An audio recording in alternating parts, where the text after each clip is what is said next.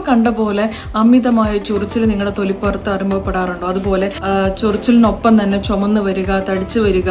പലപ്പോഴും നമ്മൾ കാണുന്ന പേഷ്യൻസ് പറഞ്ഞു വരുന്നത് ഇനി പുഴു എന്തെങ്കിലും തട്ടിയതാണോ. Hello everyone, I am doctor Soumya. ഇങ്ങനെ പല കാരണങ്ങൾ അറിയാത്ത രീതിയിൽ സ്കിന്നിൽ ഉണ്ടാകുന്ന അലർജി അല്ലെങ്കിൽ സ്കിന്നിൽ ഇതുപോലെ തടിച്ചു വരുന്ന ഒരു കണ്ടീഷനെ നമ്മൾ പറയുന്നതാണ് അർട്ടിക്കേരിയ അല്ലെങ്കിൽ ഹൈവ്സ്. ചൊറിയുന്നതനുസരിച്ച് പലപ്പോഴും ആ ഭാഗം വീണ്ടും വീണ്ടും തടിച്ചു വരാറുണ്ട്. പലവർക്കും അതിനോടൊപ്പം തന്നെ ചുണ്ട്, അതുപോലെ കവിളത്ത്, ചെവി, ഇതെല്ലാം വീർത്ത് വരാറുണ്ട്. ഈ അർട്ടിക്കേരിയ അല്ലെങ്കിൽ അലർജി എന്ന് പറയുന്നത് പലവർക്കും പല രീതിയിലാണ് വരുന്നത്. പല ഡ്യൂറേഷൻ, പല ടൈമിൽ എല്ലാവർക്കും ഒരേപോലെ സിംറ്റംസ് ആവണമെന്നില്ല. ചിലവർക്ക് രാത്രി കുളിച്ചിറങ്ങി അപ്പൊ തന്നെ ചൊറിച്ചിലുണ്ടാവും, അല്ലെങ്കിൽ കിടക്കാൻ നേരത്ത് ഉണ്ടാകുന്ന ചൊറിച്ചിൽ, അല്ലെങ്കിൽ ഇറുകിയ വസ്ത്രങ്ങൾ, ടൈറ്റ് ഡ്രസ് ഇടുമ്പോൾ ഉണ്ടാവാം, അമിതമായ സൂര്യാഘാതം അല്ലെങ്കിൽ സൺലൈറ്റ് എക്സ്പോഷർ, അല്ലെങ്കിൽ അമിതമായി വിയർക്കുമ്പോൾ ചൊറിച്ചിലുണ്ടാവാം, അതുപോലെ എന്തെങ്കിലും മരുന്ന് ഇൻഡ്യൂസ്ഡ് ആയിട്ടുള്ള ചൊറിച്ചിലുണ്ടാവാം, എന്തെങ്കിലും മരുന്ന് അലർജി. മറ്റു ചിലവർക്ക് ഫുഡ് അലർജി ഉണ്ടാവും, ചിലവർക്ക് മീറ്റ് അലർജി, മറ്റു ചിലവർക്ക് സീ ഫുഡ്, എസ്പെഷ്യലി പ്രോൺസ് അല്ലെങ്കിൽ ക്രാബ്, ഞണ്ട്, ഇങ്ങനെയുള്ള സീ ഫുഡ്സ് കഴിക്കുമ്പോഴാണ് അലർജി കണ്ടുവരുന്നത്. ഹൈപ്പോതൈറോയ്ഡ് എസ്പെഷ്യലി അവർക്കും